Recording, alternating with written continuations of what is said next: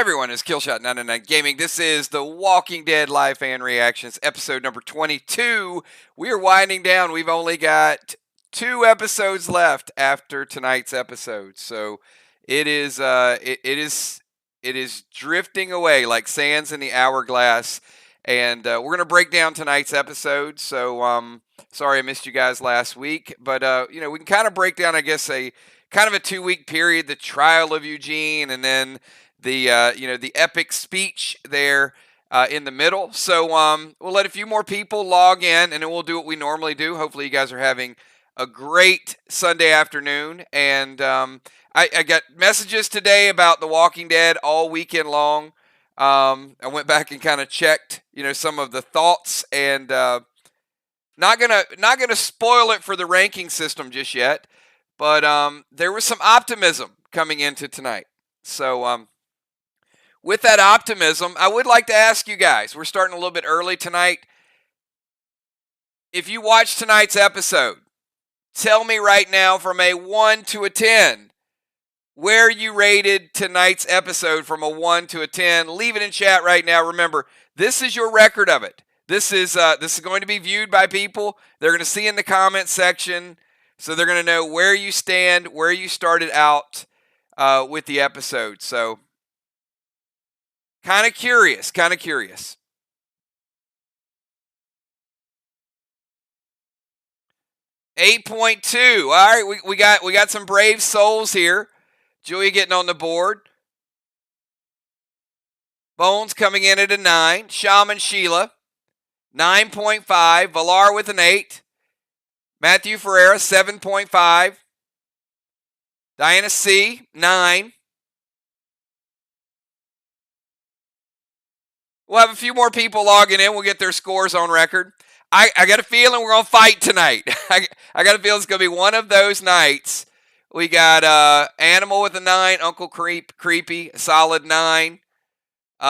Kel, 7. Final Scene, give it an 8 overall. Deacon coming in at a 9.99. Busy with a 9. Deadly Dimes with a 9. All right, so I'm going to give it a 7.9. I'm giving it a 7.9 tonight. So, and like I said, we'll fight tonight. But those of you that gave it above a 9 or above, put in chat what really moved the needle for you tonight. What made it such a high score? Because I'm going to give you what kind of kept it below an 8 for me. And it wasn't the hype. I know some people, they watched it, they enjoyed it, and that's why we discuss it. It's okay to enjoy it, and to each their own. I'm not trying to make you not enjoy it, but I want to give you kind of my honest analysis of why I thought it was what it was. So we got several people in the 7s tonight. See Irish Dave, 7.5. Matt was 7.5. I was a 7.9. So there's quite a few of us that were a little bit on the lower scale. Northside Queen was an 8. Busy's like, Luke was there. That's all I needed. I gave it a 9 because of Luke. Luke didn't do anything, Busy. He was just there. The fact that Luke was back, that was worth a 9. All right, okay. Animal said he thought it was fast moving. It didn't slow down. I kind of thought the opposite, Animal. I thought it was I thought it was, we've kind of been here before. Deacon liked the Eugene speech, call back to the tunnels, Mercer. That's probably what got me close to an 8, to be honest. Eric? Like, I got to tell you, when they were in Alexandria, and that one scene where they were at the steps, I got a flashback of when Father G was kind of a crooked, lying priest. Like, right that scene, they captured the steps. So, and in the tunnels with Carl, and I think that was intentional. And I was right there with you. How many people, as they were going through parts of Alexandria, you felt a little bit nostalgic, like they're showing this to us again just to make us remember before the end of the season? Because I did. That was effective for me. Not the reason I would give it above a 9, but that was effective to me. I enjoyed being in Alexandria. I enjoyed the tunnels. I enjoyed the house. I enjoyed the rooms. All of those things. But that's not enough to really move the needle. So, well, see, Diana C., here's where I'm going to disagree with you. Nobody stood up for Negan. That's the difference. So Diana C. is like, everyone's standing up for Negan. They didn't. They stood up for Annie. Nobody was standing up for Negan except for Annie. So they were content to let him die. And again, to me, that was a strong point. That moved the needle to the right direction. Because I thought it was accurate. I thought it was very telling that Negan kind of got to be Negan. And I thought that Ezekiel made the point of, I don't forgive you. And the whole time, Ezekiel was like thinking, should I do it? Should I do it? And not until he saw Annie was he willing to go up and really start that line and a little bit of that. So I thought it was a good attempt at kind of creativity. But let me ask this question. Is there anybody here that really thought that Mercer was not going to help or Eugene? Is there anybody? See, that part really, really brought it down for me. I did not like the trial. I did not like the fixed jury. I understand why they went with the story on that, but that part to me seemed like it's very, very predictable. They're going to trial. He's going to be found guilty. Yumi talked to Mercer, and of course, Mercer was going to turn at the end. Like, that was the really, really predictable part for me. So I scored it higher based on just the flashbacks to Alexandria.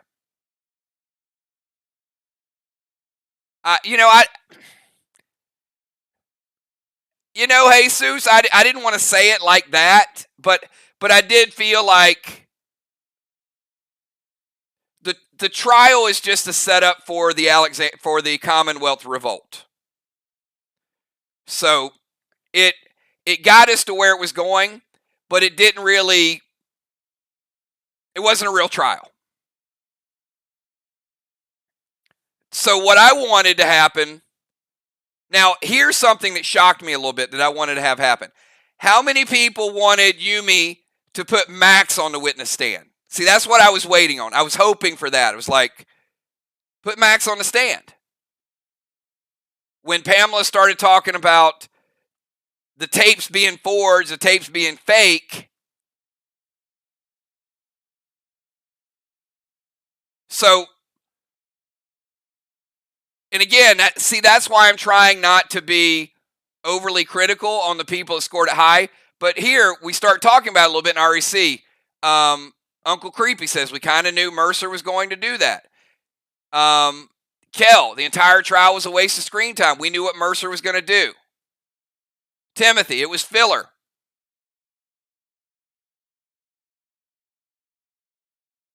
Jesus said it would have been better for the story to send us in without a trial. So that's why I can't give it a 9, 9.1, 9.2, because a good portion of tonight was that. It was that trial just to get us to Mercer.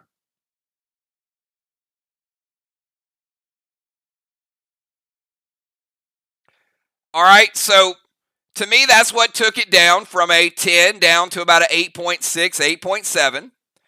Here's what took it down even further. We saw all of this trial. Am I the only person that thought it was an awkward transition? That the way Negan gave himself up, to me that was weird. Because I guess, yes, it tricks the audience, but it didn't really trick the audience with what it told us. It tricked the audience with what it hid from us. Because you're really thinking that they're going to bring Negan out here and he's going to point the finger at Ezekiel. But he's not. So to me, that was very awkward.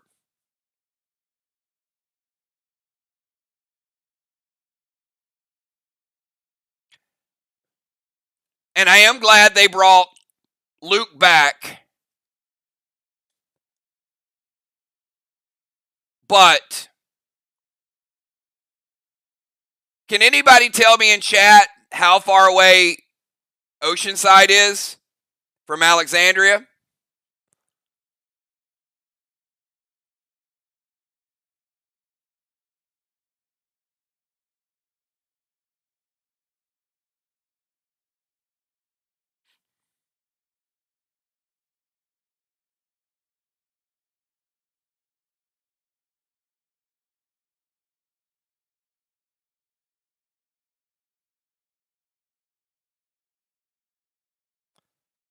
Anybody?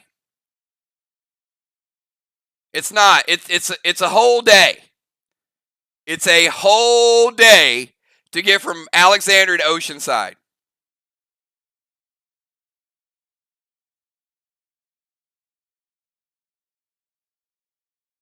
So it was a little Fear the Walking Dead coincidental that they just happened to run into each other.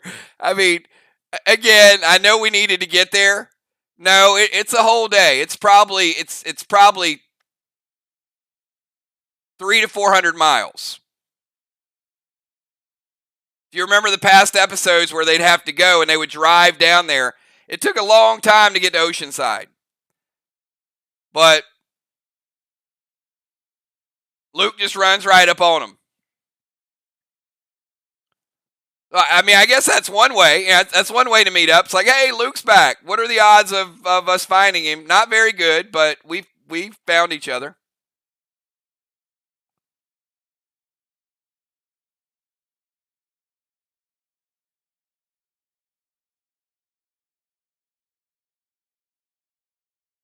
And that is a good point.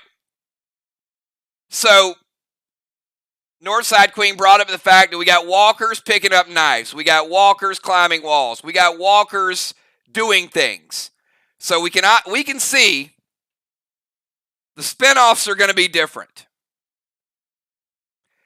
That's what gives me a little bit more hope. So can we now almost officially say that Walking Dead has transitioned from a zombie genre almost to a sci-fi drama? That we're going to start to see some of that Black Summer, fast-moving zombies, a little bit more made for television, made for movies. I think The Walking Dead realized there's too many of them. They move too slow. It's time for them to evolve.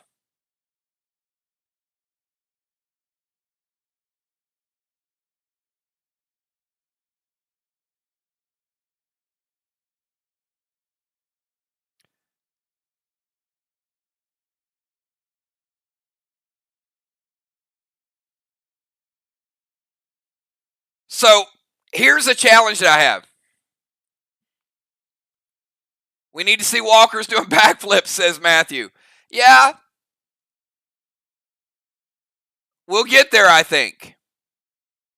I think we'll get there. What I would say is when we do one of these kind of chats and we got bullet points, we're looking for things. And I agree with that. Michael says it felt rushed. I usually have a list of bullet points, right? Give me a 999 if you guys know this. Usually I have like a list of notes. I'm like, hey guys, what'd you feel about scene 1? We did this, we did this. So I'm kind of reaching into my grab bag saying, well, what is it that we're going to talk about tonight? Are we going to talk about Rosita, making a warden get his face bit off? Okay, we enjoyed it, but there's not a lot to talk about there. We'll talk about the nostalgia of Alexandria, and that's a big piece of it. I like that. I really did. We'll talk about the fact that they were cutting a deal. So what I also find is really cool is a lot of times we get together, and what we're going to talk about tonight is going to be a lot of what they talk about on Talking Dead. So I'm going to give you kind of Chris Hardwick's talking points for tonight. If you guys watch it, get a checklist, because I'm telling you, they're going to pick up on some of the same things that you guys pick up on. They will pick up on the nostalgic scenes from Alexandria. They'll talk about Carl. They'll talk about the tunnel. They'll talk about Father G. They'll talk about the house. They'll talk about the party when they first went into Alexandria. So these different places were intentional to show us different angles and different parts where we've seen these things happen before. And they'll probably bring up like, oh, first time we saw this room, this is what happened in this room. So I think that's a big piece of tonight. And as good as it is, it almost felt like it's the going away party for The Walking Dead. Not the big surprise, not the big, hey, somebody died or something major happened. I mean, it is a little, when Michael just said it felt rushed, did you guys even get a chance to hate the warden? Like, that dude died almost as quick. You guys remember Fear the Walking Dead a couple seasons ago when you had like the bounty hunter, that real cool, badass bounty hunter, and he was going around getting people, and then he died in episode number 1, like the first episode. Like, super cool. He's going around, he's looking for people, and then he dies. And I'm thinking like, man, you could have developed something. So they make this warden kind of like he's a mini Negan, and he doesn't even last but a couple episodes. It's like, you're not dangerous. You didn't really kill anybody.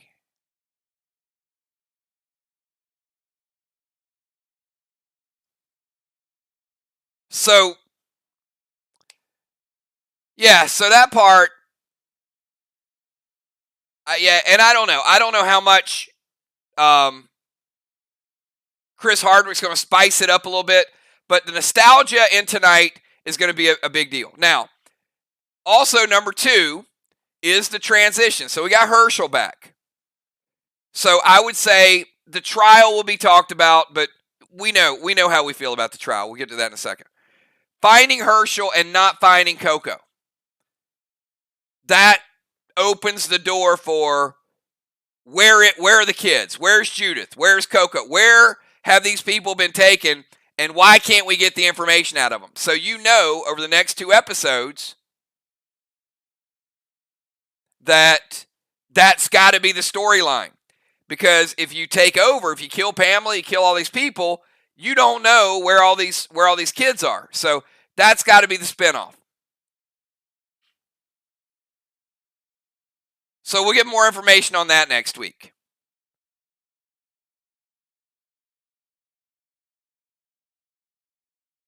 I don't know. I don't know what she is, where she is, and where she's been taken and what they're going to do with them.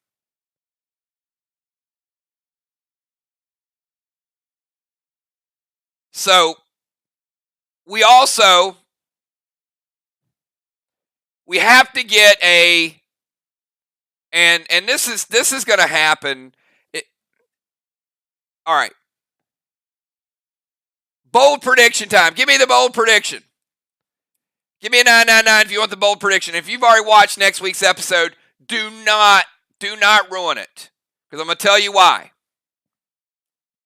I know some of you have already watched it. Some people are watching it right now. But I'm going to give you a bold prediction.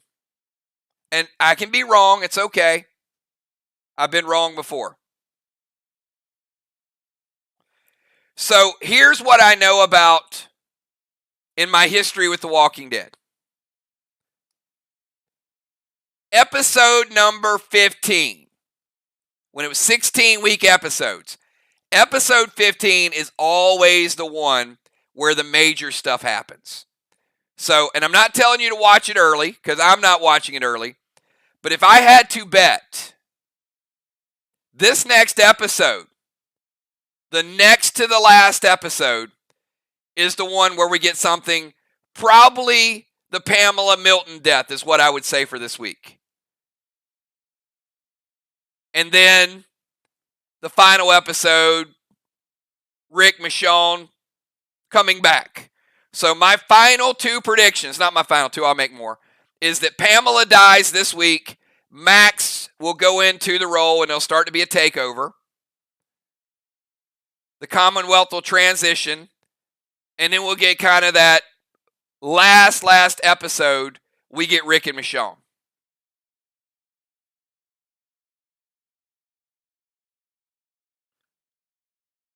Because if you thought tonight felt rushed, think about all the things that we still have to answer. I mean, there's still questions they got to answer. And how are we going to start to get these groups split up? Where's Daryl going to go? Daryl's got to have his own spinoff. And Negan and Maggie have to have their own spinoff. I mean, so let me say this, okay? How many of y'all are disappointed now for the second week out of 3 that we know that there's a Maggie Negan spinoff? How disappointing is it when you see Negan down there and you know he's not going to die? There's no chance he dies. And here's a news flash, everybody. Negan ain't going to die next week, and he ain't going to die the week after. Neither is Maggie. We know this for a fact. So when they start hyping up, why could they not just wait an extra month to confirm that there would be a Negan-Maggie spinoff? Why did we need to know that?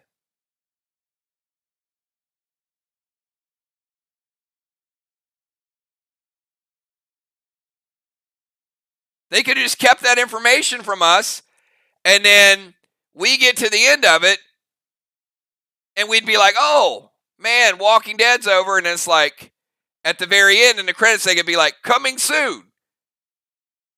Negan and Mag, what? I'd be like, huh? What's going on? But you gave me that information like 3 months ago, so this whole season, I'm just sitting here like, okay, well, they're not going to die.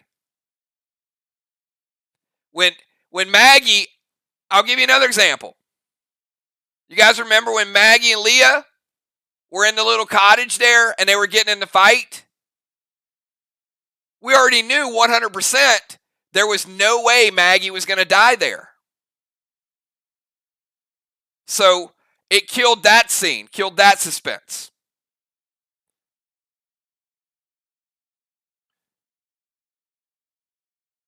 So if they're going to give us spinoffs, it would just be kind of cool that they would keep a little bit from us.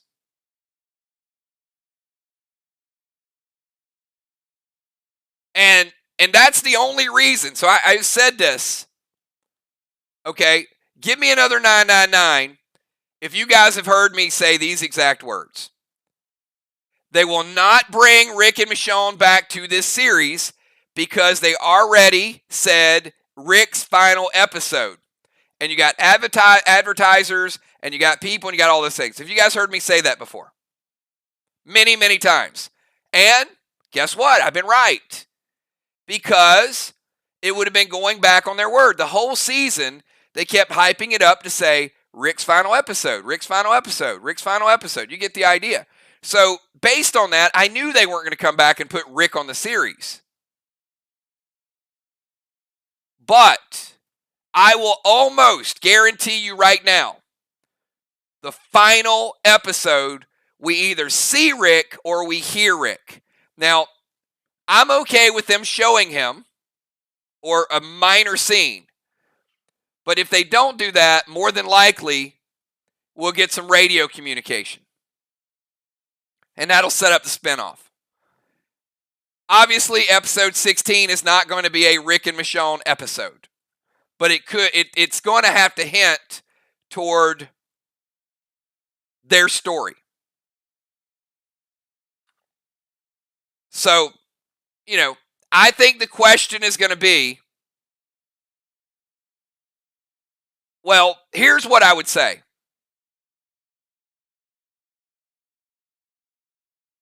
Maybe Daryl.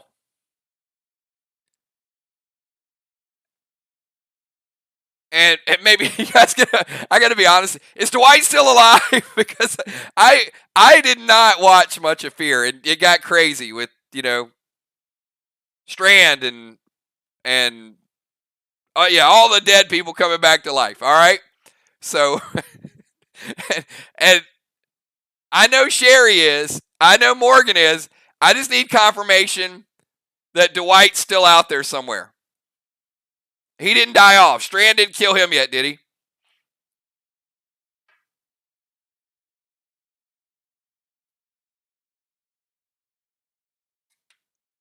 All right. So, if maybe I'll catch up on Fear. If, and I say if, Dwight is still alive. Okay, thank you. I got a couple people confirming it. All right. So now we know Dwight's still alive. That can set up my other bold prediction. All right. Who exiled Dwight? Leave it in chat right now. Name the person that exiled Dwight. Leave it in chat. There's one person.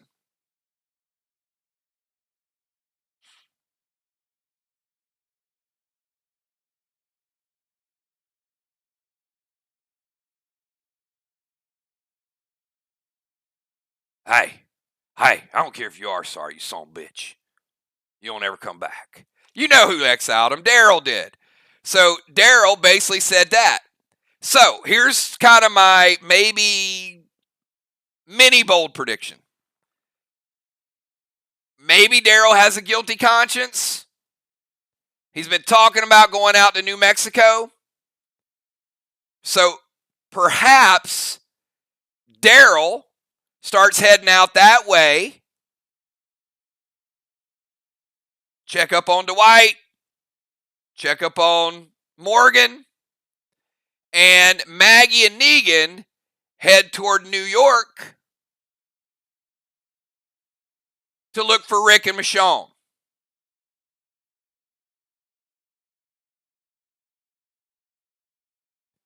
And then who knows? Maybe we get this one big meetup and we got Michonne, Rick, Maggie, Negan, and then we do another spinoff. So we could have a spinoff to the spinoff.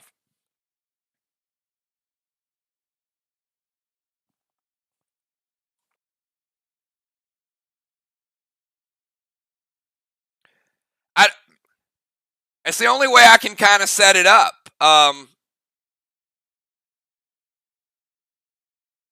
You got to have one going one direction, one going the other direction.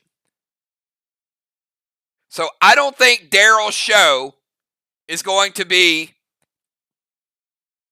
exactly parallel where they're both kind of going north. I think Daryl's going out west because him and Carol kept talking about going to New Mexico, just riding and riding. So Daryl's going to stumble up on some things.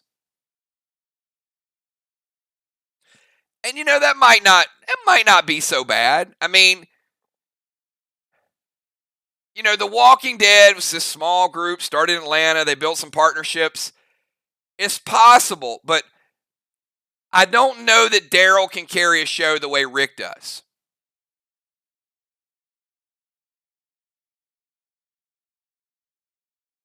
But we'll find out. The viewers will tell us. But he's going to have some co-stars really quickly.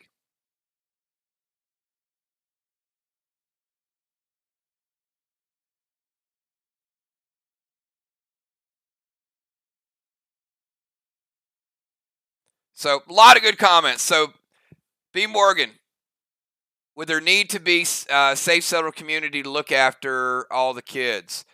I think that's going to be Commonwealth. B, I think that when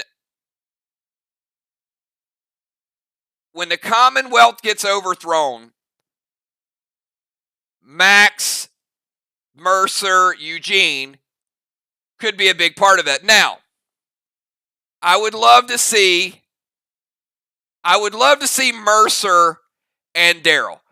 Give me a 999 if you would love to see, now that Carol's kind of backed off, how cool would it be to see Mercer and Daryl? That I would pay to watch that. That would be cool. So you could have, you could have Father G, Rosita, setting up a nursery in the Commonwealth. That's fine. You have his own little parish, and then a nursery, and then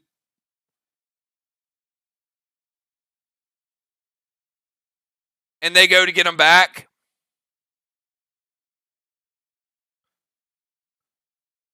But here is an interesting twist. And I'm still not going to put this past yet, okay? I'm going to give a super. All right, right now, look, I don't know that I've ever done this before, but I'm going to do it one time. One time.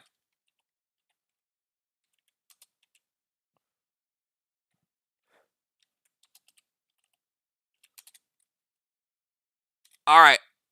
I'm going to give you the narrative. Super duper bold. All right? I don't think I've ever done this before. And it's risky for me because I have to go on record, because people can go back and watch this video and they're going to say, whoa, this guy's off his rocker. I can't believe he made that prediction. Here it is. And I need it to happen because I've been waiting for it to happen for 2 years. And you guys are not going to like it.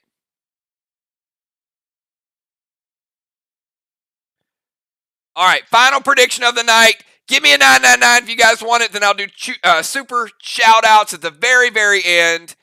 And then next week, we'll see how close we are to this happening. One last call. Here it is. Okay, this is the way it's going to go down.